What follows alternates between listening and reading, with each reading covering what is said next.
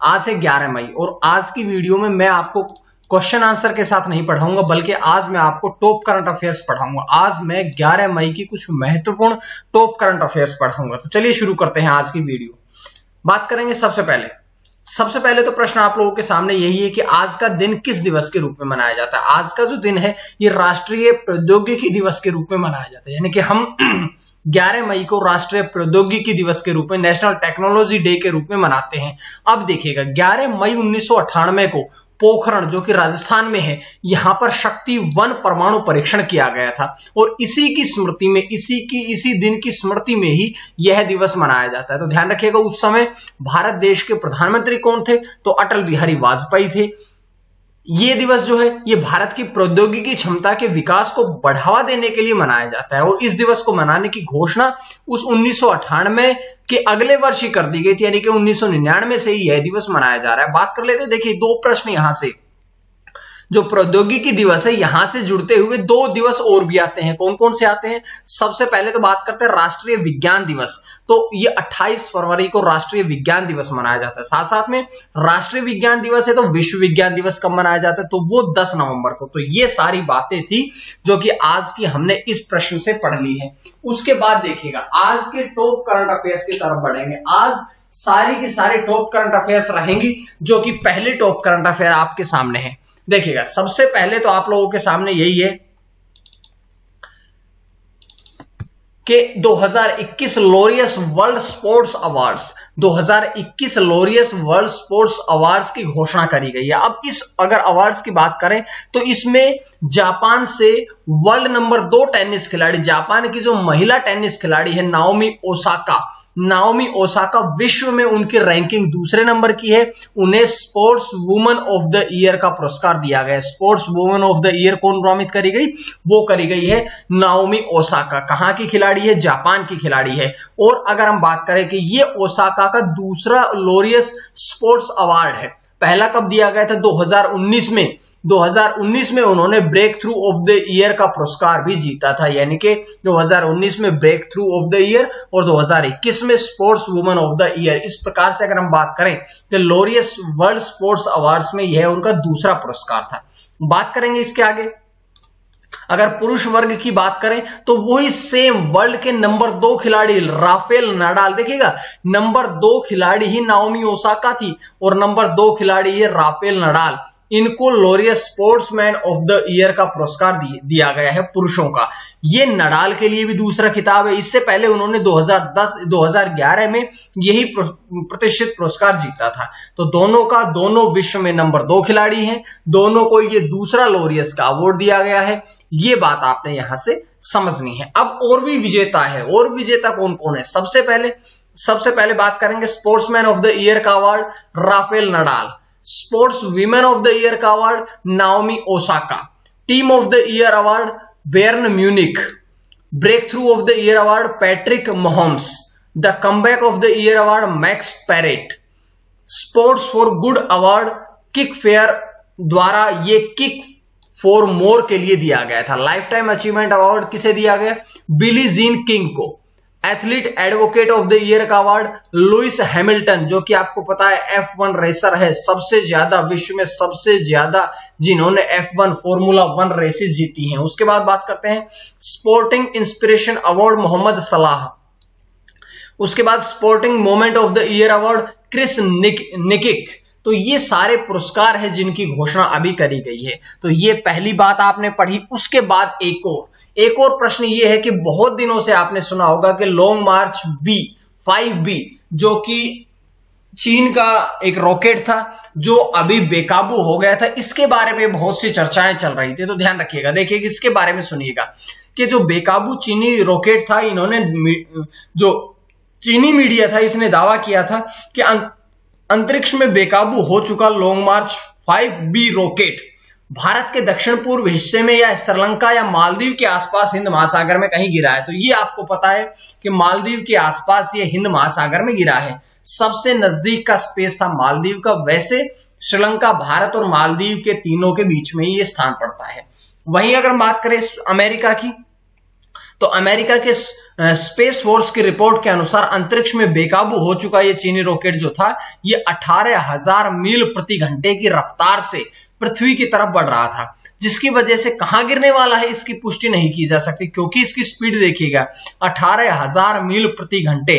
अब इतनी स्पीड से अगर कोई रॉकेट गिरेगा तो उसको उसकी एग्जैक्ट स्थान पता करना बड़ा मुश्किल होता है। उसके बाद बात करेंगे कि ये चीन ने अमेरिका को टक्कर देने के लिए 29 अप्रैल को स्पेस स्टेशन के पहले कोर कैप्सूल मॉड्यूल को लॉन्च किया था और चीन अंतरिक्ष में अपना पहला अलग स्पेस स्टेशन बना रहा है, जो कि 2022 के खत्म होने तक बनकर तैयार हो जाएगा। यानी कि चीन जो है वो पहला ऐसा देश भी बनेगा जो कि स्पेस में, अंतरिक्ष में ही अपना एक अंतरिक्ष स्टेशन बना रहा है, जो 2022 तक समाप्त हो जाएगा।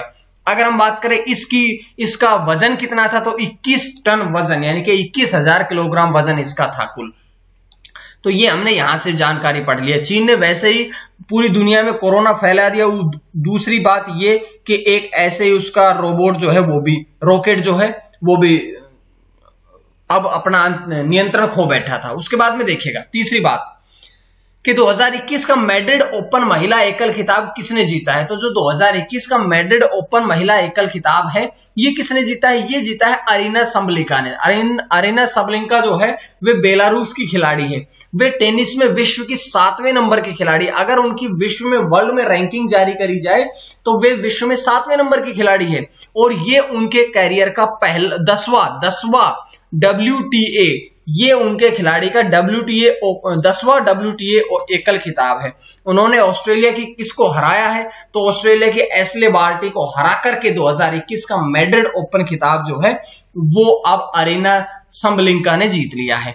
अगर बात करें महिला युग्म की, तो महिला ग्रुप की में जीते हैं चेक गणराज्य की बारबोरा क्रेजिकोवा और कटरीना सिनियाकोवा, ये दोनों जीती हैं। साथ साथ में महिला युगल की उप विजेता, यानी कि किनको हरा करके जीती है, तो कनाडा की गैब्रिएला डाब्रोवस्की और फ्रांस के डेमी सूरस, इन दोनों को हरा करके वे इस पदक को जीती हैं।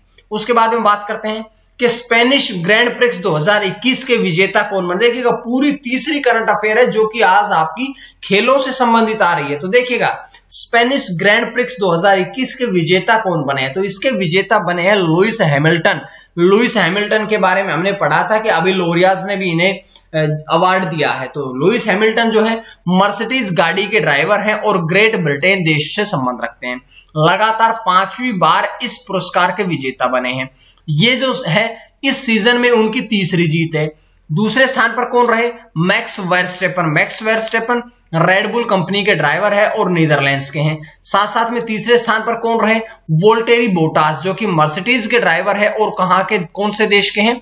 फिनलैंड के हैं। तो ये पूरी जानकारियां थी जो कि मैंने आज आपको इस प्रश्न से दी है। उसके बाद एक और प्रश्न, इंपॉर्टेंट प्रश्न है कि असम के मुख्यमंत्री कौन बने हैं। असम के मुख्यमंत्री बने हैं हेमंता बिस्वा शर्मा।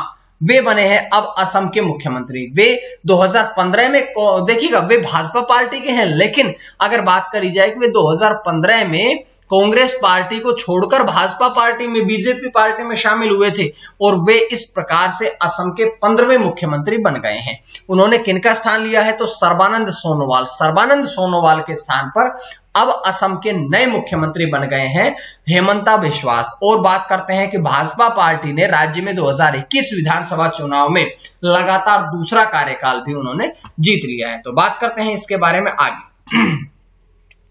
आज का प्रश्न, अब पढ़ेंगे हम आज का प्रश्न। अब आज का प्रश्न क्या है कि एलिफेंट इन द वोम्ब नामक पुस्तक किसने लिखी है? तो 4 ऑप्शन आप लोगों के पास है। यहां से आपने प्रश्न का आंसर देना है एक्सप्लेनेशन के साथ में। अब मैं आपसे दिखाने वाला हूं कल के प्रश्नों के उत्तर। देखिएगा कल मैंने आपसे प्रश्न पूछा था कि दुनिया की पहली 2 नैनोमीटर चिप प्रौद्योगिकी का अनावरण किसने किया है? तो ये IBM ने किया है, इंटरनेशनल बिजनेस मशीन ने। इसका सही जो जवाब दिया है वो दिया है रिया श्रीवास्तव। उन्होंने कहा है कि IBM 2 नैनोमीटर नैनो तकनीक के साथ में दुनिया की पहली चिप की घोषणा की है। IBM का दावा है कि यह नया जो 2nm चिप तकनीक है, इसको आज के सबसे आधुनिक 7nm नोड चिप्स की तुलना में 45% अधिक प्रदर्शन और 75% कम ऊर्जा की खपत को प्राप्त करना इसके द्वारा किया जाएगा। तो ये बहुत ही शानदार जवाब, आपका बहुत बहुत बधाई। इससे पहले देखिएगा, पिछले एक प्रश्न का जवाब दिया था प्रशांत शर्मा ने। उनका देखिए, उन्होंने कहा है कि फिच सॉल्यूशन जो है, उन्होंने 2021-22 में भारतीय अर्थव्यवस्था की जीडीपी का विकास दर 9.5% का अनुमान लगाया। वास्तविक जीडीपी में कटौती कोरोना वायरस मामलों की संख्या में अचानक तेजी से उछाल के कारण लगाए गए राज्य स्तरीय लॉकडाउन के परिणाम स्वरूप ये हुई है। तो बहुत बहुत बढ़िया, बहुत ही शानदार आप लोगों के जवाब। लेकिन हर दिन का जवाब आप उसी दिन दे, अगले दिन ना दे। तो आज के लिए इतना था। उसके बाद अगला प्रश्न देखिएगा कि कोरोना वायरस का पता लगाने के लिए मधुमक्खियों का सहारा लेने की योजना बनाई जा रही है। देखिएगा, कोरोना वायरस का पता लगाने के लिए अब मधुमक्खियों का सहारा लेने की योजना बनाई जा रही है। किसके द्वारा, कौन से देश के द्वारा? तो ये योजना बनाई जा रही है नीदरलैंड्स में। नीदरलैंड्स देश जो है मधुमक्खियों को प्रशिक्षित करेगा। क्यों? क्योंकि मधुमक्खियों की जो गंध है, वो गंध सोखने की या महसूस करने की जो शक्ति है, वो असामान्य रूप से बहुत तेज होती है। और इसका प्रयोग जो है वो कोरोना वायरस परीक्षण के लिए भी किया जा सकता है। अब इससे क्या होगा कि कोरोना वायरस का पहले जो घंटे लगते थे रिपोर्ट आने में, अब वो ये मधुमक्खियां सूंघ करके उनकी गंध को बताएंगी, तो कुछ सेकंड्स में ही इसका परिणाम आपके सामने आ जाएगा। तो ये नई घोषणा करी है नीदरलैंड्स देश ने। उसके बाद आज का आखिरी प्रश्न आप लोगों के सामने है कि प्रसिद्ध मूर्तिकार और राज्यसभा सांसद रघुनाथ मोहपात्रा का निधन। प्रसिद्ध मूर्तिकार और राज्यसभा सांसद रघुनाथ मोहपात्रा का निधन हो गया है। उनको 3 पुरस्कार दिए गए थे। कौन कौन से? प्रमुख पुरस्कारों की बात कर रहा हूं, छोटे मोटे पुरस्कार तो मिलते रहते हैं। अब मैं प्रमुख पुरस्कारों की बात करता हूं तो 1975 में पद्मश्री पुरस्कार, 2001 में पद्म भूषण पुरस्कार, 2013 में पद्म विभूषण पुरस्कार। तो ये प्रमुख पुरस्कार थे जो उन्हें दिए गए।